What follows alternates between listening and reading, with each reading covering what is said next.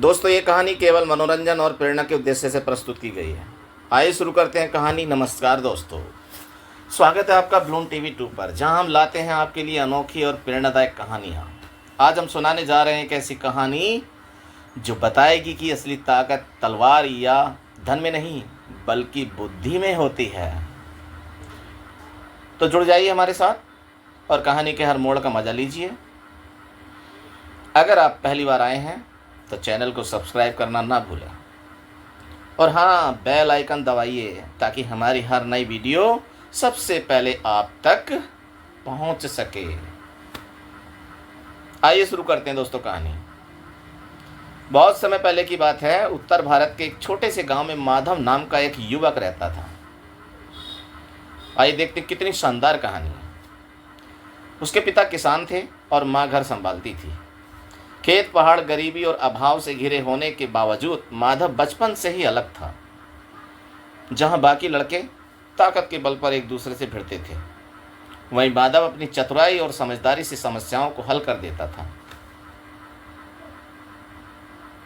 गांव वाले अक्सर कहते थे, यह लड़का बड़ा होकर कुछ बड़ा ही करेगा। एक दिन गांव में दो व्यापारी आपस में लड़ पड़े।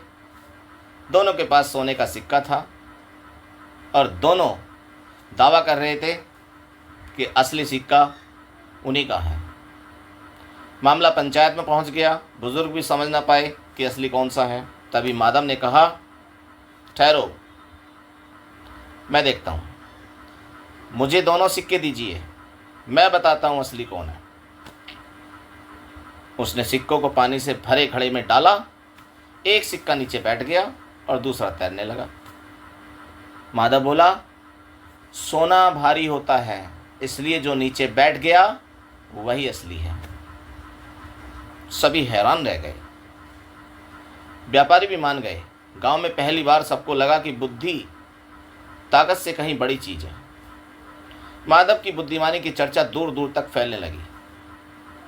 एक दिन खबर राजा विक्रमादित्य तक पहुंची। उन्होंने माधव को बुलवाया और कठिन सवाल पूछे। राजा ने 3 रत्न एक थाली में रखकर कहा, इनमें से कौन सा सबसे कीमती है और क्यों? बताइए माधव। दरबारी चुप रहे। माधव ने शांत स्वर में कहा, महाराज, कीमती वह है जो इंसान की जान बचाए। हीरा सुंदर है, पन्ना आकर्षक है, लेकिन यह लाल रत्न दुर्लभ औषधि के काम आता है। इसकी कीमत सबसे अधिक है। राजा प्रभावित हुए और बोले, तुम्हें मैं अपना विशेष सलाहकार नियुक्त करता हूं। ऐसी बुद्धिमान लड़का मैंने कभी नहीं देखा। दरबारियों को माधव का ऊंचा स्थान रास नहीं आया। वे उसे नीचा दिखाने की चालें चलने लगे। एक बार उन्होंने राजा से कहा, महाराज, माधव की बुद्धि का असली इम्तिहान लीजिए। राजा ने चुनौती दी, माधव, कल सुबह सूरज उगने से पहले मुझे ऐसा अनोखा उपहार दो जो पूरे राज्य में किसी के पास न हो। दरबारी सोचने लगे कि अब माधव फंस गया। रात भर माधव सोचता रहा। सुबह होते ही वह राजा के सामने पहुंचा और बोला, महाराज, यह देखिए मेरा उपहार। उसने एक मुट्ठी ताजी ओस की बूंदें राजा की हथेली पर रख दी। ये बूंदें केवल सुबह सूरज निकलने से पहले मिल सकती हैं। इसके बाद ये हमेशा के लिए खो जाती हैं। ये किसी के पास संचित नहीं हो सकती। यही सबसे अनोखा उपहार है। राजा दंग रह गए। दरबारी शर्मिंदा हो गए। कुछ ही समय बाद पड़ोसी राज्य ने युद्ध की धमकी दी। उनका राजा बलशाली था और सेना विशाल थी। विक्रमादित्य की सेना छोटी थी। मंत्रियों ने हार मान ली। लेकिन माधव ने कहा, महाराज, युद्ध से पहले बुद्धि का प्रयोग करना चाहिए। उसने योजना बनाई कि रात में गुप्त सुरंगों से जाकर पड़ोसी राज्य के घोड़ों को डरा दिया जाए। घोड़े बेकाबू होकर भागे और सैनिकों में अफरा तफरी मच गई। सुबह बिना युद्ध किए ही पड़ोसी राजा ने संधि कर ली। राजा ने एक दिन माधव से पूछा, दुनिया की सबसे बड़ी ताकत क्या है? धन, बल या बुद्धि? माधव ने उत्तर दिया, महाराज, धन से लोग खरीदे जा सकते हैं और बल से दबाए जा सकते हैं, लेकिन बुद्धि से इंसान दिल जीत लेता है, और जहां दिल जीत लिया वहां सब कुछ अपने आप मिल जाता है। दरबारियों ने ताली बजाई, राजा मुस्कुराए। एक बार राज्य में अकाल पड़ा, लोग भूख से मरने लगे, अन्न भंडार खाली हो गया। राजा चिंतित थे।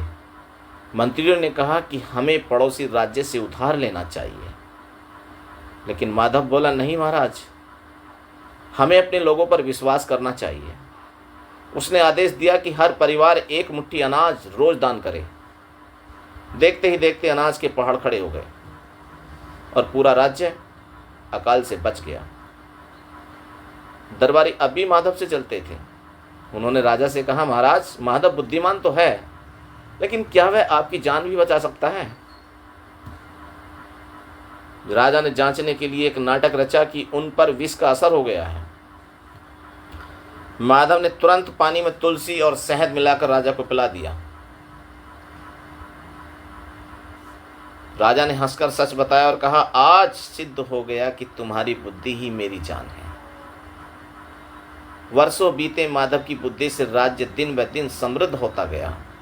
लोग कहते, ताकतवर से ताकतवर दुश्मन को भी बल से नहीं बल्कि बुद्धि से हराया जा सकता है। राजा ने दरबार में घोषणा की, जिस राज्य में बुद्धि का सम्मान हो वहां कभी अंधकार नहीं छा सकता।